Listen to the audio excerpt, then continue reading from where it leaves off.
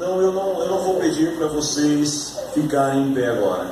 Eu vou pedir gentilmente que, mesmo assentados como vocês estão, abram a Bíblia no livro de Lucas, capítulo 1. Lucas, capítulo 1, versículo 39, até o versículo 42.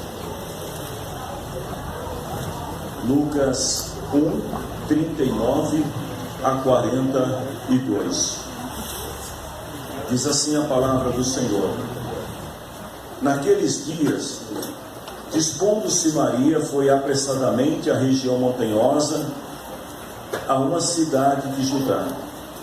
Entrou na casa de Zacarias e saudou Isabel. Ouvindo esta a saudação de Maria, a criança lhe estremeceu no ventre. Então Isabel ficou possuída pelo Espírito Santo e exclamou em alta voz: Bendita és tu entre as mulheres, e bendito o fruto do teu ventre. Amém? Feche os teus olhos, pode ser assentado mesmo, e oremos ao Senhor mais uma vez, no nome de Jesus. Por tudo que nós recebemos nesta noite, por tudo que o Senhor nos permitiu oferecer a Ti, que louvamos.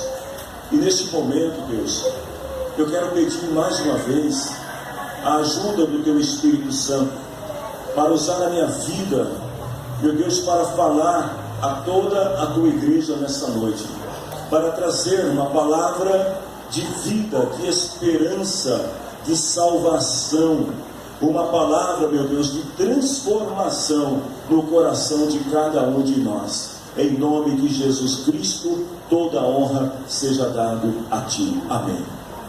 Queridos irmãos, a passagem bíblica que nós acabamos de ler é uma passagem das mais sublimes na Bíblia, porque esta passagem ela fala do encontro de duas mulheres, duas mães que desempenharam um papel importante na história de toda a humanidade.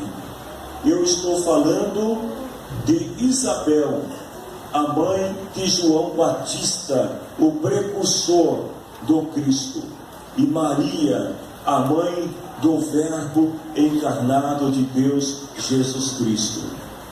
Hoje, queridos, por que eu li esta palavra? Porque hoje, no segundo domingo de maio, todos os anos, nós comemoramos o Dia das Mães. Esta é, segundo alguns estudos, a segunda data comercial mais importante no calendário nacional. O Dia das Mães, comercialmente falando, só perde para o Natal. É a segunda data onde as pessoas mais se unem e se reúnem para celebrar a vida, para celebrar pelas mães. E graças a Deus, porque todos nós que estamos aqui, mesmo que as mães já não estejam mais entre nós, mas somos gratos ao Senhor pela vida delas. Nenhum de nós existiríamos se não fosse pelas mães. Eu acho que as mães merecem uma calorosa salva de palmas por tudo que elas são e representam a nossa vida.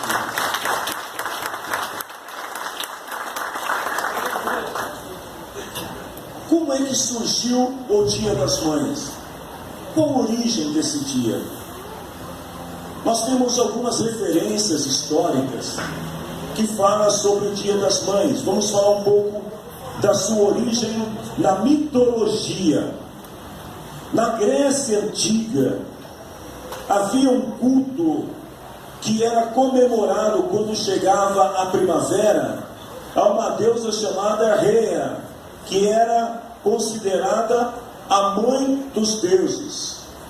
E sempre que, todo ano, quando chegava a época das primaveras, os gregos costumavam oferecer cultos a esta deusa, celebrando em sua homenagem por ela ser a mãe dos deuses. Essa tradição ela foi se estendendo por toda a Ásia e mais tarde atingindo todos os continentes, de modo que em 1858, nos Estados Unidos, país de origem protestante, vai surgir uma mulher ativista por nome de Ana Maria Rives Jervis.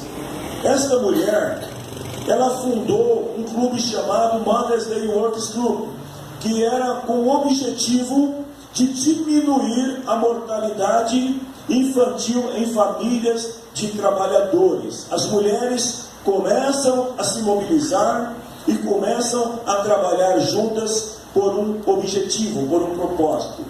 Ainda no século XIX, em 1865, vai surgir nos Estados Unidos, depois da Guerra da Secessão. Não vamos falar de história aqui agora, mas é só para a gente entender como que o Dia das Mães chegou até o Brasil.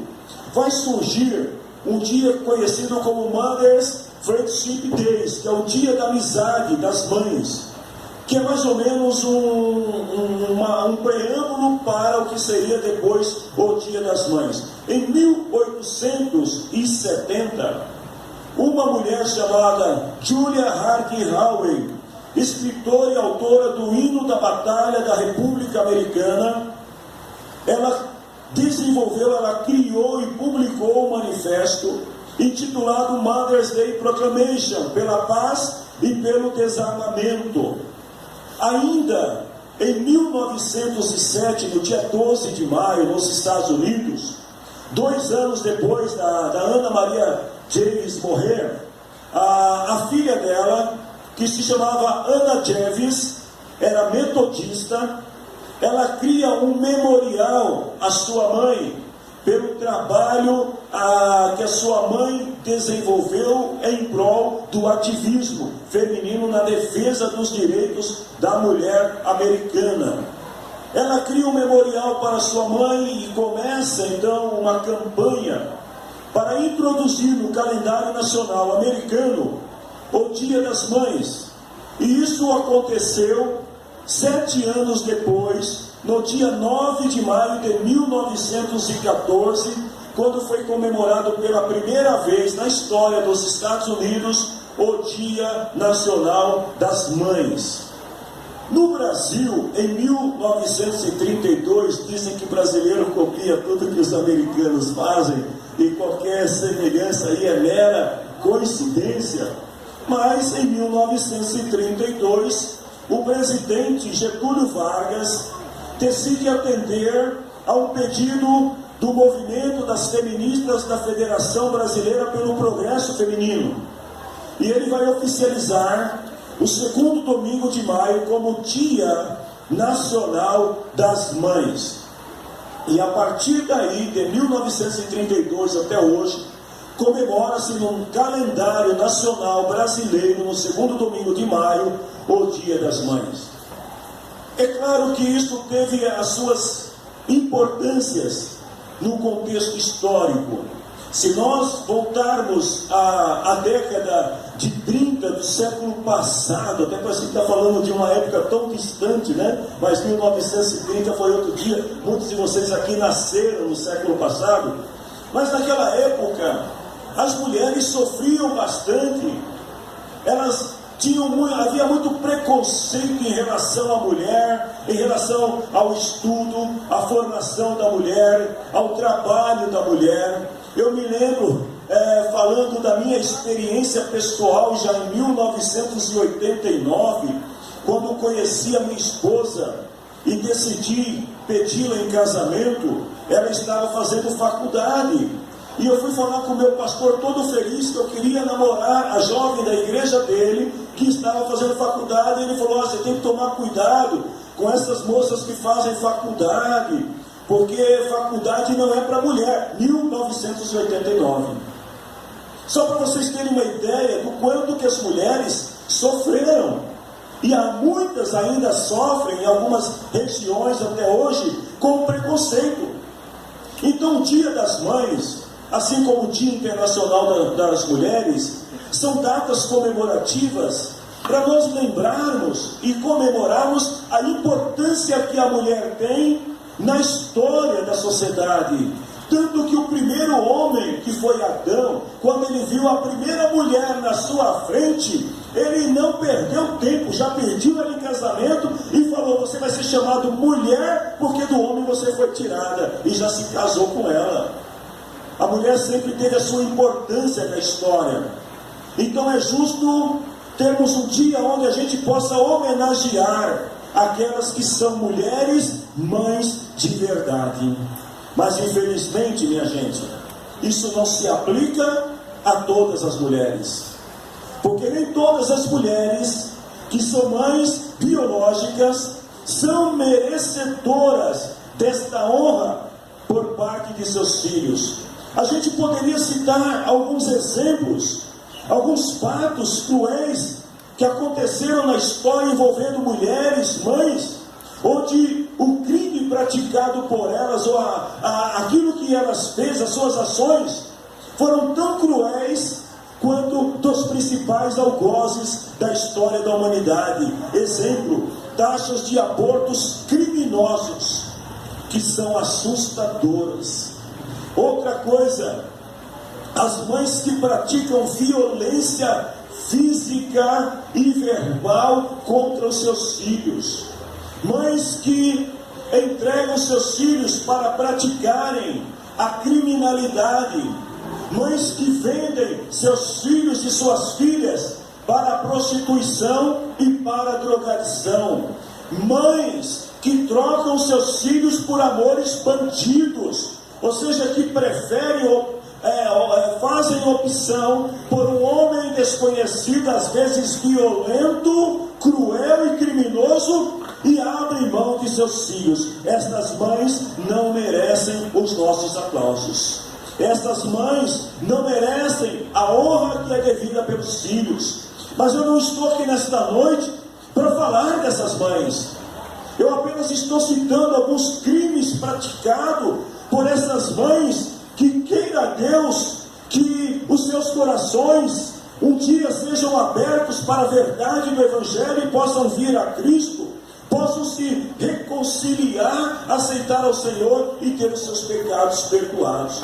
Mas eu quero falar daquelas mães que devem ser honradas, aquelas mães que devem ser respeitadas, memorizadas e eternizadas pelos seus filhos e pelas gerações vindouras. Sabe, mães que muitas vezes enfrentam situações de risco para garantir a integridade de seus filhos. Eu via nessa semana uma situação de uma mãe policial que coloca a sua vida em risco para defender a vida da sua criança, de outras crianças que estavam ao redor. Mães que muitas vezes passam fome e privações para garantir o futuro de seus filhos. São as mães que amam, mães que entregam a vida por amor aos seus filhos, mães que são heroínas. São estas mães que merecem os nossos aplausos. E se a tua mãe é ou foi uma dessas mulheres, eu te convido nesse momento para aplaudir a sua memória por aquilo que elas representam.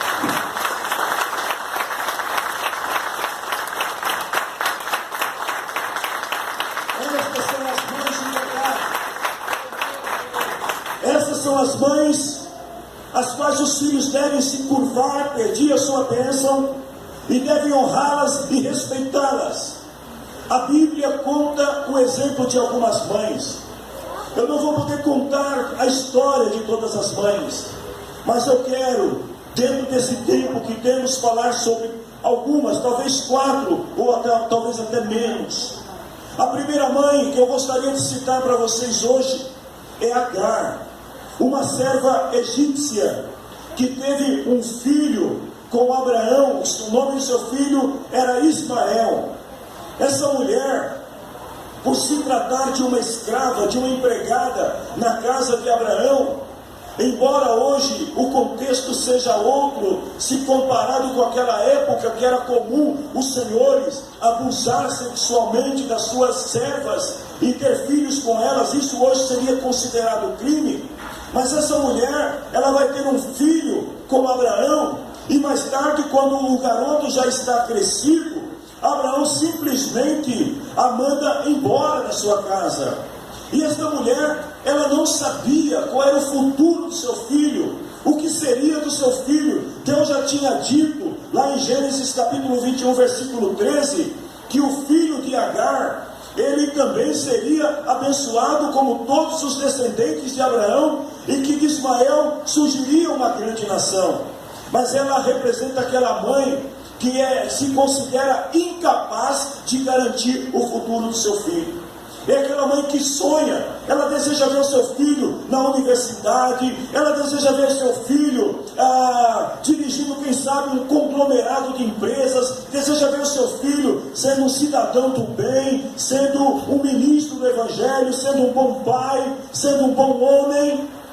Mas muitas vezes, devido às circunstâncias e às condições que estas mães vivem, elas se julgam incapazes de garantir o futuro de seus filhos.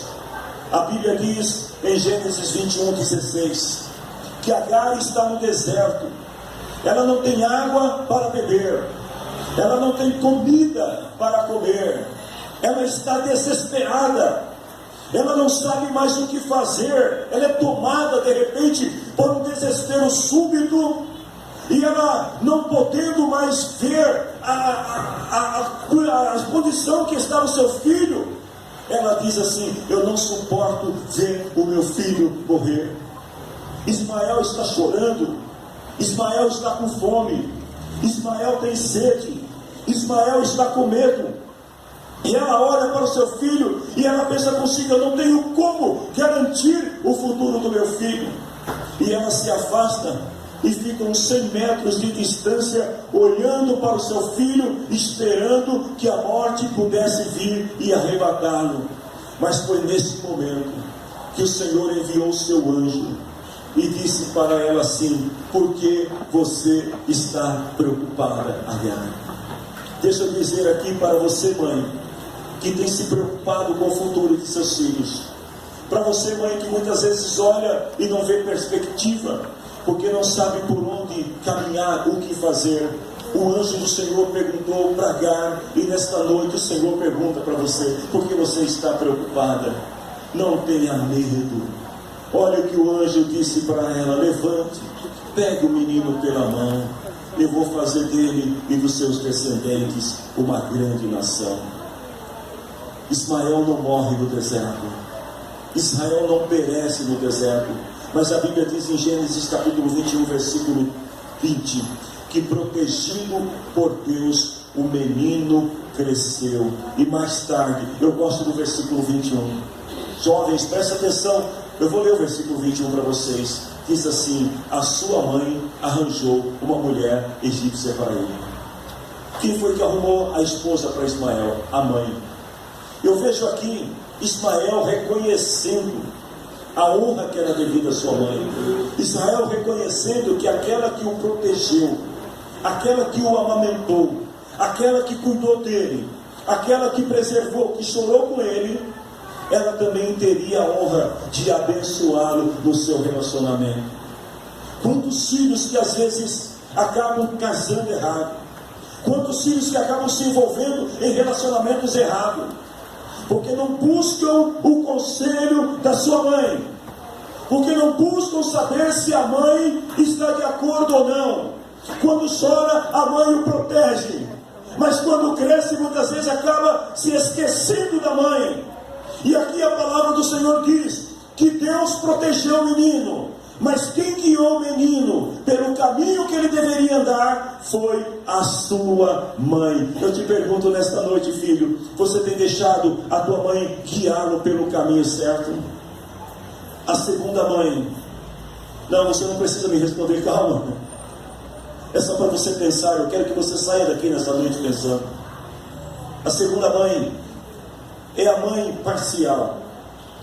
É aquela mãe que muitas vezes divide o seu coração entre dois filhos e acaba preferindo mais um filho do que o outro. A Bíblia fala de uma mãe chamada Rebeca. Ela tinha dois filhos. Um dos seus filhos se chamava Jacó e era mais querido por ela do que o seu outro irmão. Gênesis 25, 28. Diz que Isaac amava mais Saul. O pai gostava de um, porque gostava de comer a carne dos animais que ele caçava. E a mãe, por sua vez, preferia Jacó. Esse é um grande problema. Quando os pais começam a dividir o seu amor pelos filhos e começam a dizer, esse é mais precioso do que o outro, os resultados geralmente são terríveis. O resultado de tudo isso na vida de Jacó é que mais tarde, por causa da parcialidade de Rebeca em favor de Jacó, ela acabou gerando ódio entre dois irmãos. Eu já ouvi muitas histórias de filhos que dizem assim: o meu pai, a minha mãe, vou falar da mãe hoje, a minha mãe, ela não gosta de mim. Por que a tua mãe não gosta de você? Porque ela prefere meu irmão, porque ela prefere a minha irmã, porque prefere o outro. O resultado dessa parcialidade de Rebeca foi que ela acabou gerando ódio. No versículo 41 do capítulo 27 de Gênesis, diz que Esaú ficou com ódio de Jacó. E no versículo 42 diz que Rebeca ficou sabendo que Esaú estava odiando seu irmão. E a consequência de tudo isso foi a destruição moral do seu filho mais velho, Esaú, porque ela se preocupou muito com Jacó e se esqueceu do filho mais velho. Deixa eu dizer uma coisa aqui para vocês, mães. Cuide de seus filhos com a mesma parcialidade. Ame seus filhos com a mesma parcialidade. Talvez você tenha na tua casa um Jacó e um Esaú. Talvez você tenha um que é mais briguento, o outro é mais calmo. Mas ame teus filhos com o mesmo amor. No capítulo 27 de Gênesis, versículo 46, diz assim, que ela vai falar com o pai, com Isaac, e diz assim: eu estou aborrecida da vida por causa dessas mulheres com quem Esaú se casou. Esaú se envolveu com um monte de mulheres erradas, e agora a mãe está reclamando, e ela está dizendo: olha, eu estou aborrecida. Mas qual a razão de Esaú ter se enveredado por um caminho errado? Porque a mãe, ela tinha opção por um filho. Aí ela fala assim para o marido: se Jacó também casar com uma dessas, aí eu vou morrer de vez. Porque ela percebe que ela perdeu o controle. E a mãe que é prudente, a mãe que tem o temor a Deus, que é sábia, ela procura ter o mesmo amor, a mesma parcialidade para todos os seus filhos. Tem uma mãe que eu também gostaria de citá-la para vocês nesta noite, Ana, a mãe que entregou o seu filho para o Senhor. Ana é uma mulher que queria muito ter filhos, e um dia ela orou ao Senhor e falou assim: se o Senhor me der um filho, eu prometo que vou dedicá-lo ao Senhor. Em 1 Samuel capítulo 1, versículo 28, a Bíblia diz: Samuel nasceu, e a primeira coisa que Ana fez, quando o menino desmamou, foi levá-lo até o templo, e ela diz assim: eu estou dedicando este menino ao Senhor. Deixa eu fazer uma pergunta para vocês, mães. Vocês têm dedicado seus filhos ao Senhor? Vocês têm consagrado seus filhos ao Senhor? Esse é um dos mais belos exemplos de mãe que a gente tem na Bíblia. Infelizmente, na atualidade, eu ouço às vezes com muita tristeza no meu coração. Eu vejo mães cristãs, mães que dizem que conhecem a Bíblia, a palavra de Deus, querendo que seus filhos se tornem parecido com um pagodeiro que canta na televisão. Eu queria que a minha filha, ela fosse tão famosa como o MC, não sei das contas. Eu queria que o meu filho fosse como aquele ator de televisão, que muitas vezes tem uma vida totalmente destruída. Muitas mães, às vezes, estão levando os seus filhos a se espelhar em exemplos que não tem nada a ver com Deus. Mães que batem na cabeça do filho e falam assim: quando você crescer, você vai ser um jogador de futebol. Quando você crescer, você vai ser... Gente, eu não vou falar nome de artista porque eu me interesso tanto por essa classe que eu nem sei quem está fazendo sucesso no momento. Mas quando você crescer, você vai ser como fulano de tal, da Redinha lá da Globo. Olha, quando você crescer, minha filha, eu quero que você seja como aquela bailarina, aquela mulher na televisão. Quero que você seja como aquela atriz. E infelizmente a gente poucas vezes ouve uma mãe dizendo assim: quando você crescer, meu filho, quando você crescer, minha filha, eu quero que você seja um homem ou uma mulher de Deus. Eu quero que você seja alguém honrado, alguém respeitado, que você seja alguém digno de merecimento de honra. Nós estamos deturpando os valores.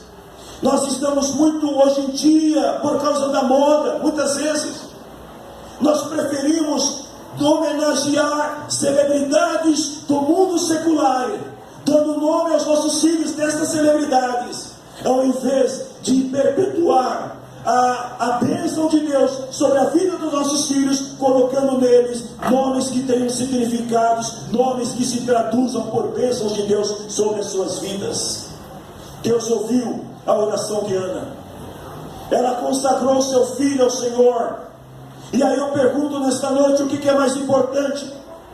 Ter um filho que se assemelha com o mundo, uma filha que se assemelha com o mundo, ou ter um filho, uma filha espiritualmente e moralmente aceita por Deus? Ana, ela fez a sua escolha. Quando seu filho nasceu, ela disse: este eu vou dedicar ao Senhor. Se você entendeu o que eu falei, aplauda o nome do Senhor Jesus aí. E começa a consagrar a vida do teu filho e da tua filha ao Senhor. Não importa o que seja hoje, Deus recompensou Ana no versículo 21 de 2 Samuel capítulo 2. A Bíblia diz que Ana, ela teve mais 3 filhos e 2 filhas, e o menino Samuel crescia no serviço de Deus, o Senhor. Eu quero falar sobre a última mãe nesta noite. Aliás, não é sobre uma mãe, eu quero falar sobre 2 mães, a mãe e a avó. Vocês sabiam que a avó é mãe 2 vezes? A avó é mãe da mãe. Eu me lembro que o meu filho Salomão, quando era um pouquinho menor, uma vez ele chegou para mim e falou assim: pai, eu tenho que obedecer quem? A mãe ou a avó? Aí eu peguei e falei: a mãe. Ele falou: mas está errado, porque se a avó é mãe da mãe, então se a avó mandar, eu tenho que obedecer a avó, porque a avó é mãe 2 vezes. Me deu um nó na cabeça que corresponde para ele agora. Vejam bem, uma mãe, uma boa mãe já é bênção. Agora imagine você ter 2 mães. Você ter a mãe e a mãe da mãe te ensinando valores, te ensinando coisas boas para a vida. Imagine você ter a tua mãe te protegendo e ter a outra mãe, que é a mãe da mãe, protegendo a mãe e protegendo o filho. Bem-aventurado aqueles que têm vó. Quem tem vó aqui viva ainda? Levanta a mão, deixa eu ver. Será que os netos que têm vó viva podem aplaudir ao Senhor pela vida das avós? Que coisa linda! Porque é maravilhoso. É 2 vezes mãe. E tem um personagem na Bíblia que foi privilegiado, o nome dele é Timóteo, porque ele teve 2 mães. Ele teve a Loide e teve a Eunice, que se preocuparam com o seu futuro. Segundo Timóteo capítulo 1 versículo 5. E quando Paulo está escrevendo para Timóteo, que agora já é homem crescido e é pastor na igreja de Éfeso, Paulo vai dizer para ele assim: lembro da sua fé e lembro também da fé que a sua avó Loide e a sua mãe tinha, ensinando Timóteo o caminho do Senhor. Paulo faz questão de lembrar que a educação de Timóteo teve a sua origem não somente na mãe, mas também na sua avó. Quando Paulo menciona isso, ele faz questão de dizer lá em 2 Timóteo capítulo 1 versículo 6, ele fala assim: Timóteo, você aprendeu bem. Você não aprendeu com uma, você aprendeu com 2. Então procure lembrar e conservar sempre vivo o dom de Deus que você recebeu. Filhos, vocês que têm mãe e têm vó, vocês são 2 vezes mais abençoados. Eu quero, nesse dia, terminar esta palavra aqui, pedindo ao Senhor que abençoe todas as mães, pedindo ao Senhor que abençoe as avós, que abençoe as bisavós. Aí bisavó já é mãe 3 vezes. Alguém aqui tem bisavó, viu? Ali, lá atrás. Então eu queria que os 3 netos aplaudissem agora as bisavós. Só tem um amém. Deus abençoe, porque é mais lindo ainda. E que Deus abençoe vocês, mães, avós, bisavós, que vocês procurem ajudar na formação do caráter de seus filhos. Faça deles bons homens, faça delas boas mulheres, façam deles pessoas honradas. Não espere os seus filhos com aquilo que há no mundo, mas espere os seus filhos com aquilo que esta palavra pode nos ensinar. Ela vai garantir o melhor futuro para a vida deles. Eu quero pedir para vocês se colocarem em pé nesse momento. E antes de nós celebrarmos a ceia do Senhor, eu preciso nesse momento orar por todas vocês, mães. Eu quero nesse momento abençoar a vida de cada uma de vocês, no nome de Jesus Cristo. E eu vou chamar aqui uma mãe para abençoar outras mães. Eu vou chamar a mãe de mais idade aqui da igreja hoje, Mãe Iraí. É a senhora. Eu vou chamar a matriarca desta casa hoje. Vem aqui. E eu vou estar orando por todas vocês e orando ao lado dela. E a bênção do Senhor que está sobre a vida dela, que se estenda sobre a vida de cada uma de vocês, mães. Amém? Feche os teus olhos. Em nome do Senhor Jesus, eu oro neste momento, Senhor, por todas as mães que estão aqui representadas. Senhor, por aquelas mães que, como Agar, muitas vezes se sentem incapazes de garantir um futuro promissor para os seus filhos. Mães que, como Rebeca, às vezes tomam decisões erradas, sendo parciais em relação a um e outro filho. Mães que muitas vezes são como Ana, que fazem a melhor escolha e consagram seus filhos ao Senhor. Mães que, como Eunice e Loide, procuram ensinar seus filhos o melhor caminho, o caminho do Senhor. Eu oro neste momento e abençoo a vida de todas elas, e peço ao Senhor que as conserve com saúde. Eu peço ao Senhor que conceda a elas que seus dias sejam de alegria, aquelas mães que têm chorado, Senhor, pelos filhos. Que o Senhor traga sobre elas o riso, a alegria, Senhor, restaurando e salvando a vida de seus filhos. Que o Senhor traga, Senhor, sobre cada mãe esta unção de graça, de bondade, meu Deus, de amor, de paciência, de sabedoria, para ensinar seus filhos de acordo com a palavra do Senhor. E que o Senhor abençoe todas as mães nesta noite, hoje e sempre. Amém. Aplausos às nossas pessoas.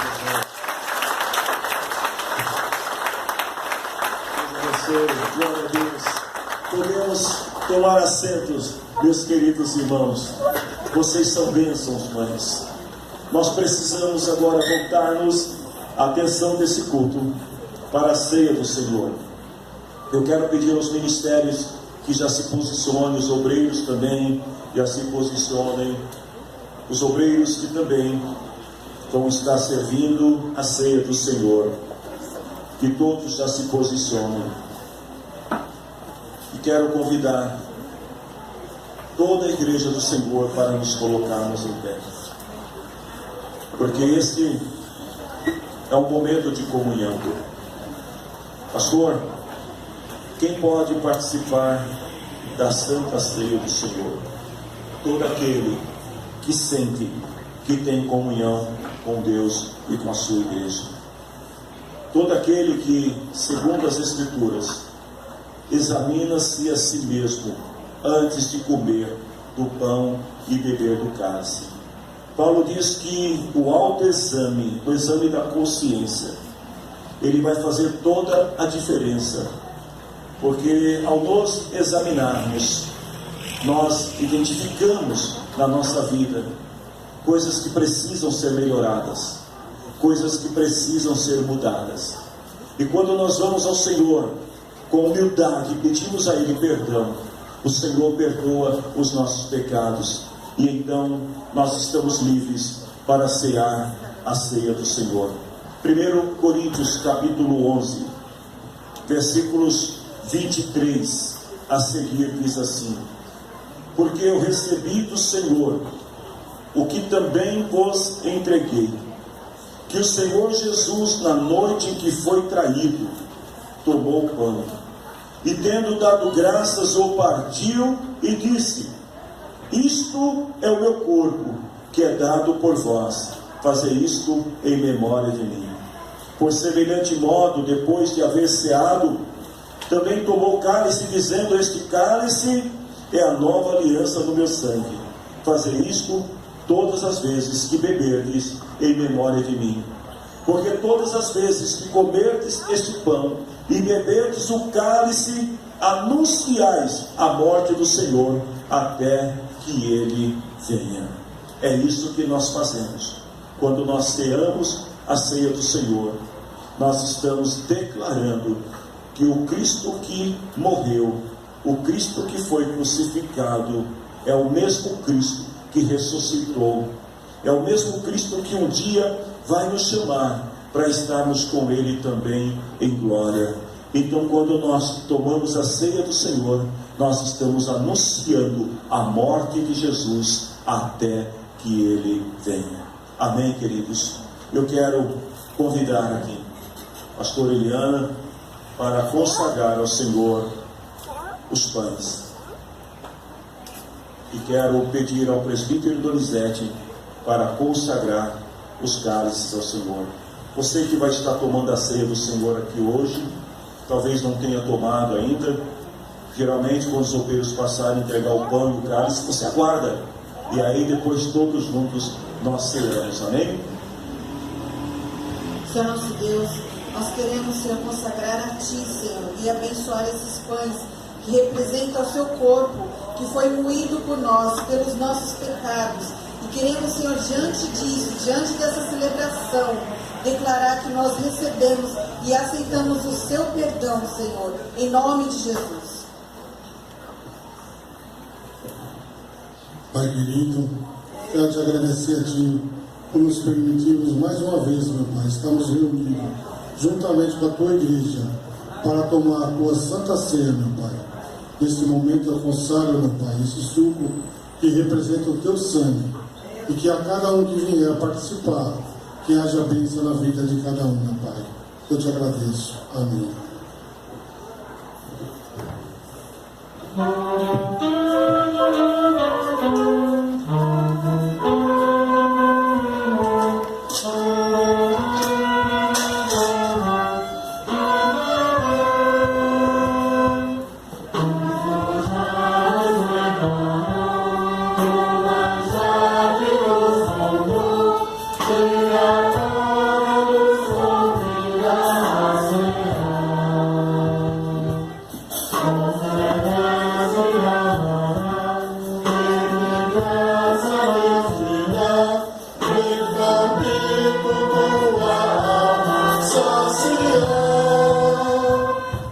Vencerá o mestre chama.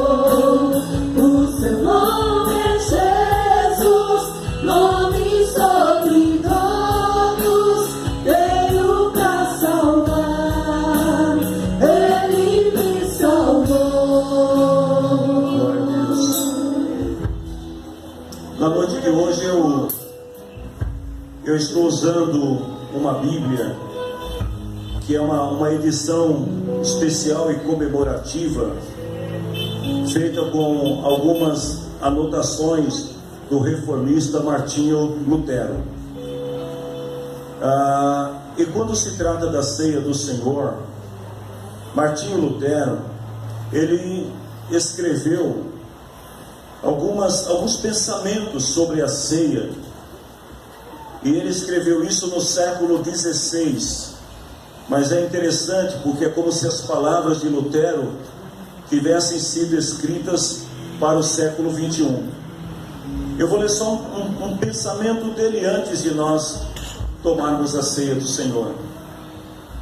Ele escreveu assim: as pessoas não querem mais ir à Santa Ceia e a desprezam. Aqui de novo é preciso martelar, quer dizer, é preciso pregar entendido, porém, que a ninguém devemos coagir à fé ou ao sacramento da ceia, e nem determinar nenhuma lei, nenhum costume, nenhum tempo ou lugar para que se pratique. Cumpre, isto sim, que preguemos de tal maneira que eles mesmos, sem nenhuma imposição, sem nenhuma lei humana, impulsione-se e como que obriguem a nós pastores a que administremos o sacramento. Lutero está dizendo o seguinte, que a igreja de Cristo, ela deve exigir participar da Santa Ceia do Senhor, do sacramento da ceia. E aí ele fala assim, que a maneira de fazer isto é dizer para as pessoas, quem não procura e nem deseja o sacramento da ceia, pelo menos umas 4 vezes ao ano, deve temer-se. Essa pessoa, ela é como aquele que despreza o sacramento, portanto não é cristão.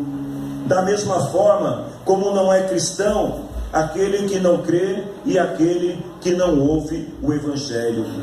Lutero continua e diz assim, pois Jesus Cristo não disse, deixa disto, despreze aquilo para tomar a ceia. Ele apenas falou, façam isto em memória de mim. Aí ele conclui dizendo assim, que quando alguém não tem o sacramento da Santa Ceia em autoestima, quer dizer, em consideração, isto é sinal que esta pessoa se julga não ter pecado, carne, diabo, mundo, morte, perigo, inferno. Por quê? Ela não acredita em nada disso, ainda que esteja metido nisso até as orelhas e seja dobradamente do diabo. Por outro lado, também não precisa de nenhuma graça, vida, paraíso, reino dos céus, Cristo Deus, nem de bem algum. Lutero estava dizendo que aquele que despreza a Santa Ceia do Senhor não pode ser qualificado como cristão, como seguidor de Cristo. A pessoa que considera qualquer outra coisa mais importante do que esse sacramento, nada mais é do que um religioso que frequenta religiões, igrejas, mas não é cristão, porque o cristão, ele faz questão de lembrar os seus líderes da importância de participar da ceia. Versículo 25, Jesus disse, fazer isto todas as vezes em memória de mim. Que o Senhor nos abençoe, e se você crê na palavra do Senhor, tome a ceia neste momento, celebre conosco.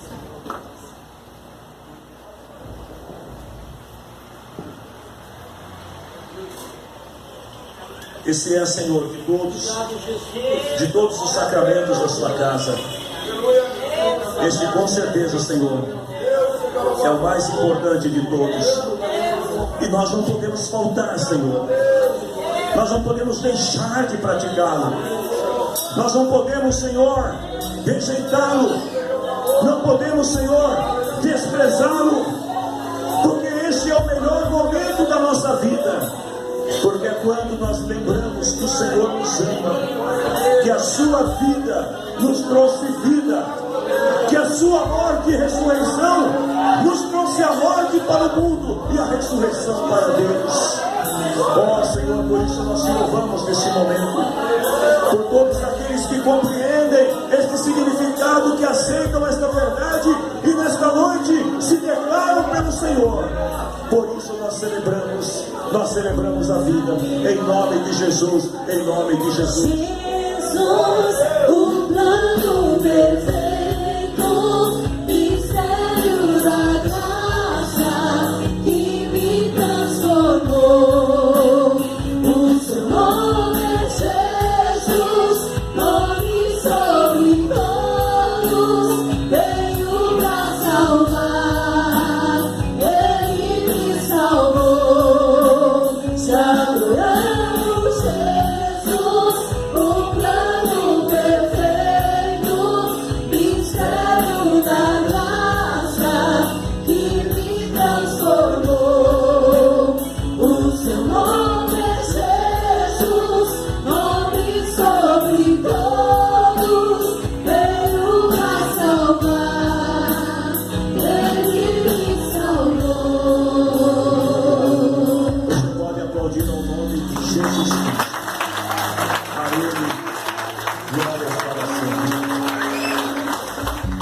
Amados, eu peço a vocês que se sentem só um minuto. Não vai ser demorado até o Ministério de Louvor, se vocês quiserem permanecer aqui. Mas os nossos filhos menores, eles querem homenagear, e é justo que façam isso, as mamães nessa noite. Então, eu quero convidar a tia Meire, que representa o Ministério Infantil, para que eles possam fazer esta justa homenagem às mamães. Amém? Enquanto as crianças vêm, eu gostaria de ler um poema. Pode vir, crianças, tias, podem trazer as crianças. Quase que o pastor pregou o poema. É verdade. Diz assim: pequeno nome, significado grandioso. Está presente na história e existe no mundo todo. Mesmo não estando presente em vida, é inesquecível, é a nossa querida. Na Bíblia nós vemos e ouvimos de mães que, sob a direção de Deus, criaram seus filhos, construíram seus lares, levando seus filhos à presença do Senhor. Entenderam que os filhos são herança do Senhor. Conceberam os filhos como um milagre do Senhor. Ana, Maria, Isabel, Sara, Joquebede e Raquel. Mãe que sofreu a dor de perdê-los. Noemi, que se tornou mãe da própria nora, pois mãe está pronta a amar a toda hora, até os filhos que não são seus, e como Ana, disposta a entregá-los no altar, ou faz de tudo para salvá-los da morte, como fez Agar.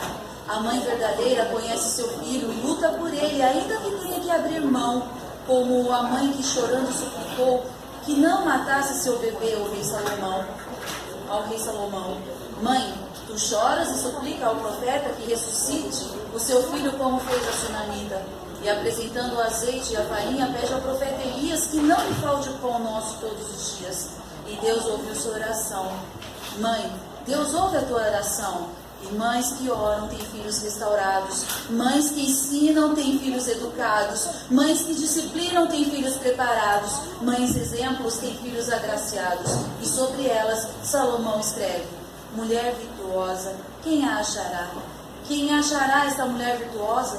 Seus filhos levantam e clamam e chamam ditosa, cheia de graça e muito formosa, mas de todas as virtudes, braços à felicidade, trazendo ao mundo o precursor, João Batista, que abriu o caminho ao Salvador. Uma mãe que entendeu sua missão e em seu ventre trouxe a nossa salvação. Foi Maria, mulher humilde e escolhida, dando a luz ao autor da vida, Jesus Cristo, nossa redenção. E assim, pergunta a futura mãe: o que virá a ser este menino em meu ventre? Ensina o menino no caminho que deve andar, como Lóide e Eunice, com todo o amor. Tornaram Timóteo um amado pastor, um servo exemplar. Mãe que não gera, mas está sempre a zelar. Zelosa, aquela que ora, educa, ensina e ajuda a criar. Mãe do coração, mãe de oração, que Deus multiplica sua alegria e muitos filhos conceda a cada dia. Mães do passado e do presente, que este fruto do seu coração ou do seu ventre seja um motivo de gratidão e amor, porque neste dia o que dizemos ao Senhor é: muito obrigado por minha mãe. Por favor, fiquem com as crianças.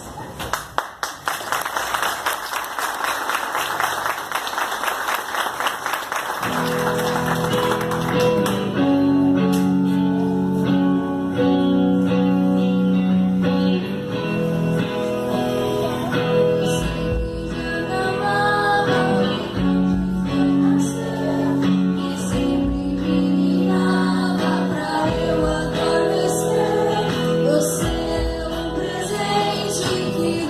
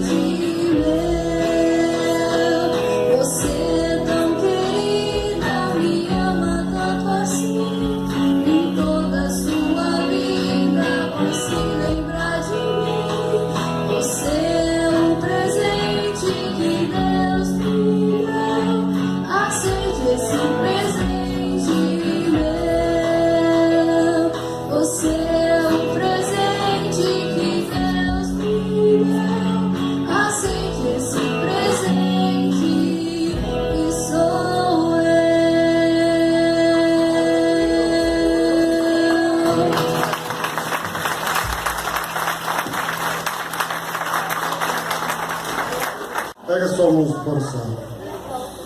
O grande amor de Deus e a graça do nosso Senhor Jesus Cristo e a doce consolação do Espírito Santo estejam com vocês hoje e sempre. E quem crê, diga amém.